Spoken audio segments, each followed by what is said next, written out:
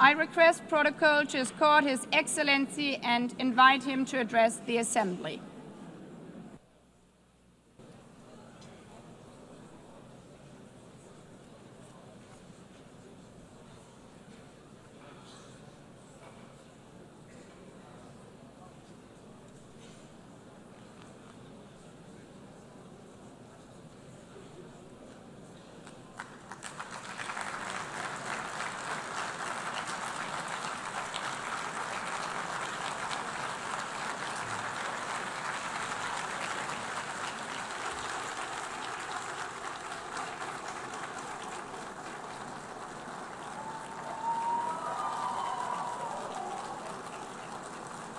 Sayın Başkan, Excellency President of UNGA, Excellencies Heads of State and Government, Distinguished Secretary General, distinguished delegation members, on behalf of myself and my nation, I greet you all with most heartfelt feelings. I wish for the 80th United Nations General Assembly to bring blessings to all humanity. I am deeply honored to address you once again from this podium, which represents the collective conscience of humanity. I congratulate Mr. Young, who has completed his term as President of the General Assembly, and I wish success to Ms. Baerbock, who has taken over this position. At the outset of my speech, I would like to first express my regret at the absence today of the President of the State of Palestine, Mahmoud Abbas, at a time when Palestine is being recognized by an increasing number of countries. Today, we stand here on this podium. I stand here on this podium alongside my 86 million citizens, also for our Palestinian brothers and sisters whose voices are being silenced. I'd like to thank all the countries who announced that they recognize the state of Palestine, and I call on all the other countries who have not done so yet to do so, to recognize the state of Palestine as soon as possible. Esteemed President, distinguished members, the United Nations Charter was signed in San Francisco 8 years ago, and it entered into force on October the 24th, 1945. I would like to recall here again the first words of the first article of the UN Charter.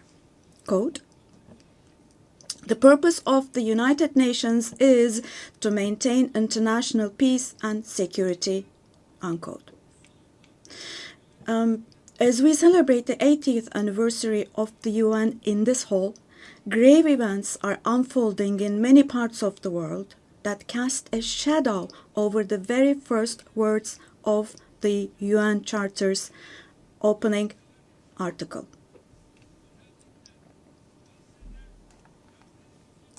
Particularly in Gaza, right before our very eyes, genocide has been going on for over 700 days now.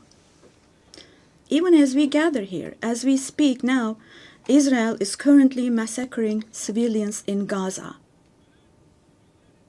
The number of civilian casualties in Gaza has surpassed 65,000.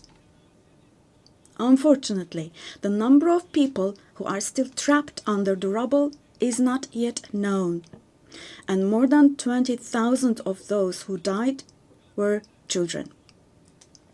For the last 23 months, a child has been murdered by Israel in Gaza every hour. Yes, every hour.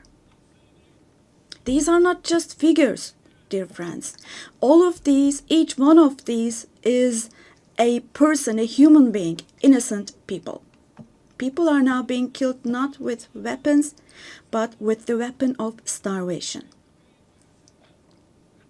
In the 21st century, under the gaze of the civilized world, 428 people died of starvation.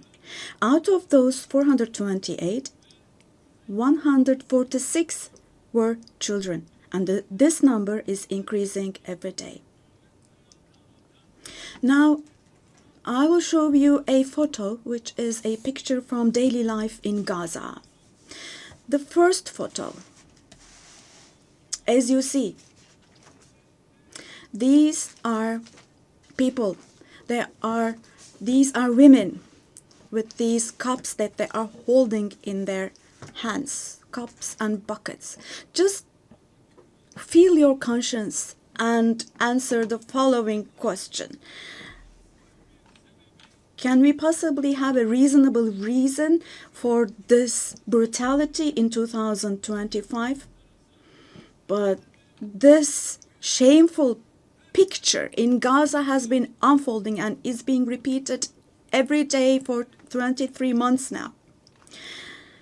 And there are 2.5 million Gazans who live in 365 square kilometers. And every day what happens is they are being dragged from one place to another. The healthcare infrastructure of Gaza is completely collapsed. Doctors have been killed or they have disappeared while under custody. Ambulances have been hit. Hospitals targeted and destroyed. Treatment is not possible. Surgery is not possible. It's not possible to find medications. Now, dear friends, now as Tayyip Erdogan, with a heavy heart, with my heart bleeding here, I am telling you, innocent little ones, just 2 or 3 years old, without hands, arms, or legs, have become, unfortunately, a common sight to see in Gaza.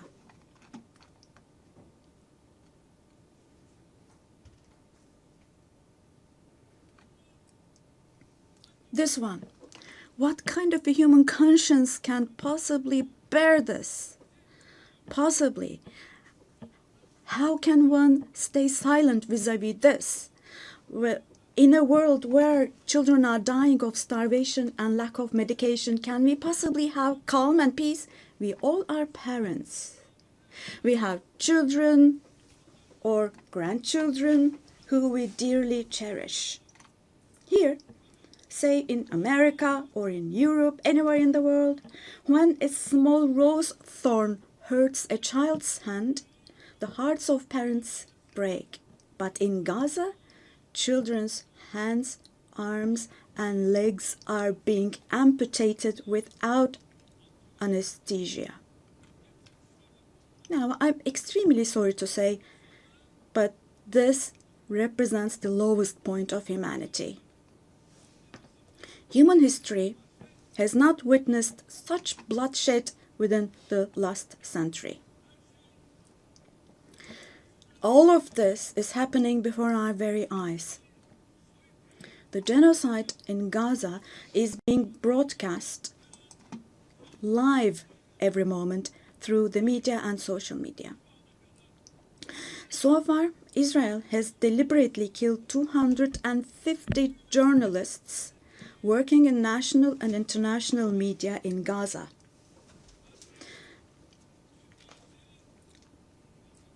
And they have closed all the entrance into Gaza, but they still have not been able to cover up the genocide. I wholeheartedly support Secretary General Guterres because he consistently draws attention to the ongoing genocide in Palestinian territories, and I would like to once again congratulate him for his courage.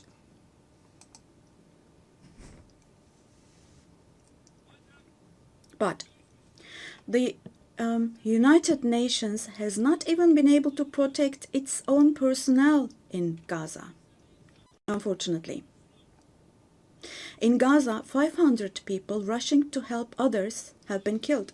Out of those 500, 326 were UN staff members. Esteemed President, distinguished members, now, genocide, like the Holocaust, is a shameful concept which refers to the mass extermination of people. It's a barbaric concept. But today,